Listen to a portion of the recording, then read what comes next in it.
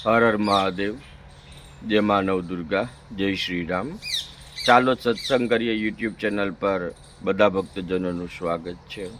ગુજરાતી નવા વર્ષની બધાને શુભકામના. અને નવા વર્ષની અંદર આપણે નવા જ વિડીયો સાથે આપણે સત્સંગની અંદર આગળ આપણો પ્રવાસે વધારીએ છીએ.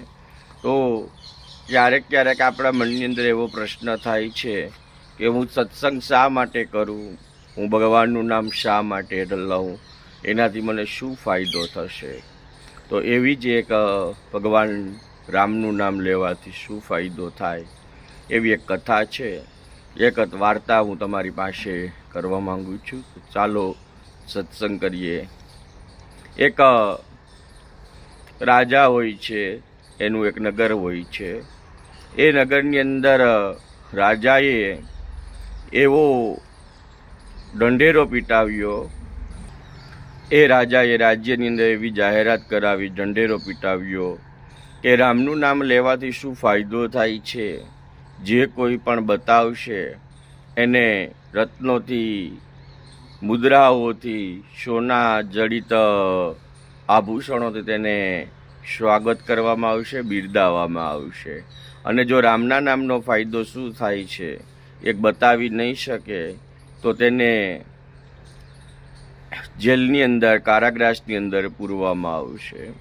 આવી જાહેરાતથી સાંભળી નગરોની અંદર વસતા સાધુ બ્રાહ્મણો બધા રાજા પાસે જાય છે અને રાજાને રામના નામનું મહત્ત્વ સમજાવવા લાગે છે કે રાજન, તમે આ રામનું નામ લેશો, સત્સંગ કરશો, ભગવાનનું નામ લેશો તો તમારે વારંવાર જન્મ મૃત્યુના ધક્કા નહીં ખાવા પડે, તમને મોક્ષ મળશે, તમારી પેઢીઓ, તમારા પિતૃઓ તૃપ્ત થશે, બધાનું કલ્યાણ થશે.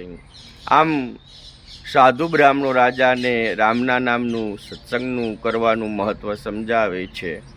એટલે રાજા જવાબ આપે છે કે સંતો મંતો, તમારી વાત સાચી છે, પણ આ વાત મને સમજાતી નથી. તમે મને કંઈ મારી ભાષામાં સમજાય એવું કહો. મર્યા પછી કોને જોયું છે કે જીવ પાછો આવશે કે નહીં, એ કોને ખ્યાલ આવશે. આમ કહી રાજાએ સંતોને, બ્રાહ્મણોને, સાધુઓને જેલની અંદર પૂરી દેતો હતો. આમ એક સમય એવો આવ્યો કે રાજ્યની અંદર કોઈ સાધુ કે બ્રાહ્મણ રહેવા તૈયાર નથી, અને રહે તો રાજા પ્રશ્ન પૂછે અને જવાબ ન સમજાય એટલે જેલમાં પૂરી દે. આમ આખું રાજ્ય બ્રાહ્મણ અને સાધુ સંત વગરનું થઈ જવા પામે છે. એક સંત છે, એ રાજ્યની અંદર આવે છે અને એ રાજા પાસે જાય છે. એ સંતને રાજા પ્રશ્ન પૂછે છે કે હે સંત, રામનું નામ લેવાથી ફાયદો શું થશે તે મને જણાવો. એટલે સંતે કીધું, એ રાજન, અત્યાર સુધી જે સાધુ બ્રાહ્મણો તારી પાસે આવ્યા છે અને એણે જે જવાબ આપ્યો છે એ જવાબ સાચો જ છે, છતાં પણ તું એ જવાબ સમજી નથી શક્યો, એટલા માટે થઈ અને તને સમજાતું નથી. તે કહ્યું કે તને એ વાત સમજાતી નથી એટલે તું રામના નામનો ફાયદો જાણી શકતો નથી. એટલે હું પણ જો તને બોલીને સમજાવીશ તો તું પણ એ સમજી શકીશ નહીં. એટલે એક કામ કર, તું મારી સાથે ચાલજે. હું કહું ત્યારે દિવસ રાત્રિ એ સમય જોયા વગર તારે મારી સાથે ચાલવાનું. તારે કઈ પ્રશ્ન પૂછવાનો નહીં અને હું જે કહું એ તારે કરવાનું. રાજાના મનમાં એક જ ગેલસા, એક જ તમન્ના કે રામનું નામ લેવાથી શું ફાયદો થાય. એટલે એ એના મગજની અંદર ગરી ગયું. એટલે સંતની શરત છે એ રાજા માની લે છે અને એ સંત રાજાને કે તું અત્યારે મને અતિથિ કક્ષમાં રહેવા માટેની જગ્યા કરી દે, જ્યારે સમય આવશે ત્યારે હું તને કહીશ. એટલે રાજાએ તેને અતિથિ ગૃહની અંદર સંતને નિવાસ કરાવ્યો અને સંત દરરોજ મેવા મિષ્ટાન ખાય છે અને રાજાનો આતિથ્ય છે એ માણે છે. એટલે થોડો સમય ગયો તો વજીરે કીધું, રાજાજી, આ સંત આપણે ત્યાં મેવા મિષ્ટાન ખાય છે, કઈ જવાબ આપતા નથી, રામના નામનો ફાયદો જણાવતા નથી. આ તો નક્કી આપણી સેવા લેવા માટે આવ્યા છે, નહીતર આમ ના હોય. એટલે રાજાએ સંતને કીધું કે તમે રામના નામનો ફાયદો સમજાવવા આવ્યા છો કે મારું આતિથ્ય સ્વીકારવા આવ્યા છો? એટલે સંતે કીધું સમય આવશે ત્યારે રાજા હું તને કહીશ. એટલે રાજા કે કઈ વાંધો નહીં. રાજાના મનમાં એક જ જલસા હતી, તમન્ના હતી કે રામના નામનો શું ફાયદો થાય આ જાણવાની એ જિજ્ઞાસાથી એ રાજા સંતને ફરીથી રહેવા માટે આતિથ્ય આપી દે છે. એક સવારનો સમય છે, સવારના 4 પ્રાતઃ મુહૂર્ત 4 વાગ્યા. રાજાનું કમાડ સંતે ખખડાવ્યું અને કીધું કે રાજા તારે રામના નામનો ફાયદો જાણવો છે? રાજા કે હા, તો ચાલ મારી સાથે. રાજા કે જારવો સંત, હું મારા રાજના પોશાક પહેરી લઉં. સંતે કીધું કે તારે કપડાં બદલવાની જરૂર નથી, સાદા કપડાં પહેરી કોઈને ન લાગવું જોઈએ કે તું રાજા છે, એમને તું મારી સાથે ચાલ. એટલે રાજા સાદા કપડાં પહેરી સંતની સાથે ચાલતા થાય છે અને ગામની પાદરની નજીક આવ્યા તો એક છાણનો પોદરો, એ પોદરામાંથી કિંગા નામનો જીવડો હતો, એ જીવડું બહાર જતું હતું. એટલે પેલા સંતે રાજાને કીધું કે તું જા, આ કિંગુ જીવડો છે એના કાનમાં રામનું નામ સંભળાવ. સંતના કહેવાથી રાજાએ જીવડાના કાનમાં રામ, શ્રીરામ આવો શબ્દ બોલ્યા અને એ જીવડું ભગવાનના જામમાં. એટલે રાજાને નવાઈ લાગી. સંતને પૂછ્યું આમ કેમ થયું? સંતે કીધું કે સવાલ નથી પૂછવાનો, તારે મારી સાથે ચાલવાનું છે, તારે રામના નામનું મહત્વ જાણવું છે, તો સવાલ પૂછ્યા વગર તું મારી સાથે ચાલતો થા. એટલે રાજાને એક જ તમન્ના હતી, એ સંતની સાથે ચાલ. આમ એ રાજા સંતની સાથે ચાલતા થઈ જાય છે. થોડે દૂર પહોંચ્યા, એક ગામ પૂરું થયું, બીજું ગામ આવ્યું અને એક ગાયને વાછડાનો જન્મ ગાયે આપેલો અને ગોવાળિયા છે તે ગાય પાસે ઊભા હતા. એટલે સંતે કીધું રાજાને કે પેલા વાછડું નવું જન્મેલું છે એ વાછડાના કાનમાં જઈ અને શ્રીરામનું નામ બોલ.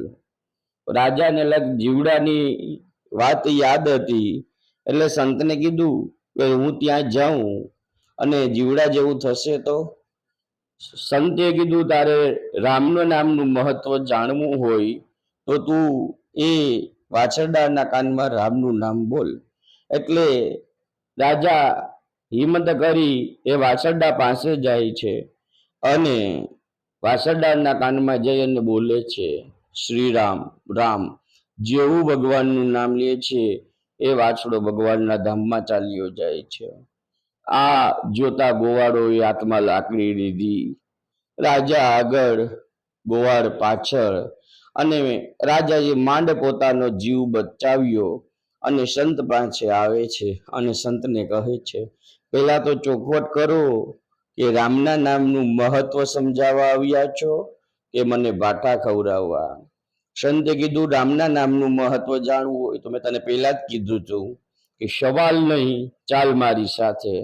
એટલે રાજા ફરીથી એ સંતની સાથે ચાલતા થાય છે.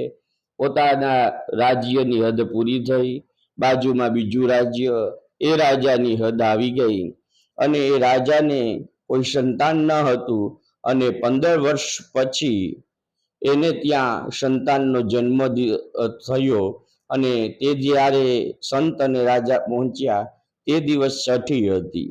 એટલે છઠ્ઠીના દિવસે રાજા કુંવરનો એ રાજ્યનો એવો નિયમ કે રાજકુંવરના ગામ લોકો મુખ જુએ અને યથાશક્તિ છે એ ભેટ એ રાજા અને રાજકુંવર માટે લઈ આવે.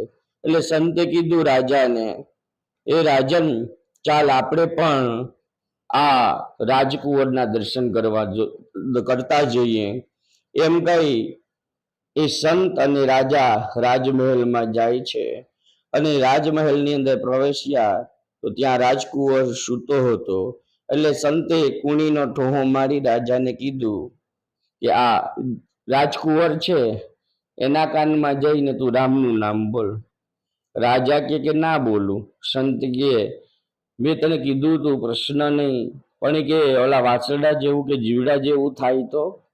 સંતે વિચાર્યું રાજાની હિંમત ખૂટી ગઈ, એટલે સંતે કીધું ચાલ હું પણ તારી સાથે આવું. સંત અને રાજા એ બાળક પાસે પહોંચ્યા અને બાળકના કાનમાં રાજાએ શ્રીરામ, જય શ્રીરામ આવો શબ્દ પડ્યો અને બાળકે રાજાનો હાથ પકડી લીધો. આ વાત છે રાજા અને બાળક વચ્ચે થાય છે, બીજું કોઈ જોઈ શકતા નથી.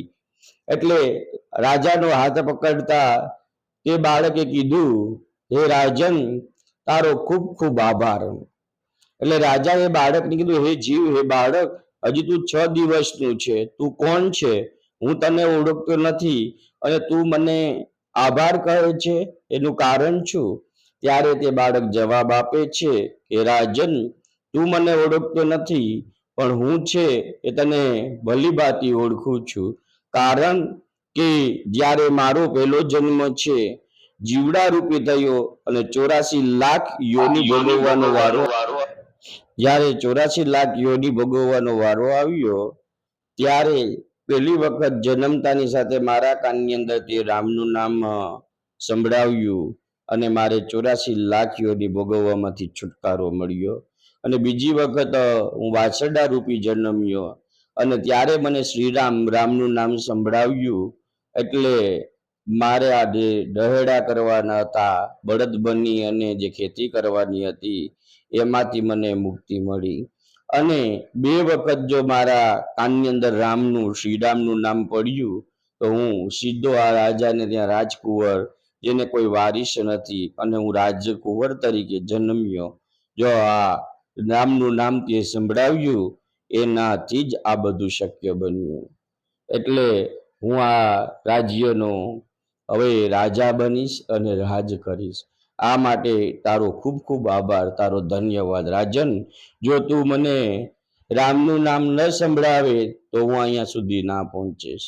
તો ભક્તો, આ કથાથી તમે સમજી શકશો કે જન્મતાની સાથે જો એક જીવને રામનું નામ સંભળાવવામાં આવે અને રાજા બની શકતા હોય તો તમે અને હું તો જ્ઞાન બુદ્ધિવાળા બધું સમજદાર વ્યક્તિ, માણસ છીએ. જો આપણે જાણી જોઈ અને ભગવાનનું નામ લેશું તો એનું કેટલું ફળ મળશે. તો આ રામનું નામ લેવાનું, સત્સંગ કરવાનો ફાયદો છે. તો બધા સત્સંગ કરીએ, ભગવાન રામનું નામ લઈએ. જય શ્રી કૃષ્ણ, જય શ્રી રામ, જય માનવ દુર્ગા. અને આ ચેનલને વધુમાં વધુ શેર કરો અને સબસ્ક્રાઈબ કરજો કે જેથી કરીને આવી સત્સંગની વાતો છે બધા જાણી શકે અને બધા જોડાઈ શકે.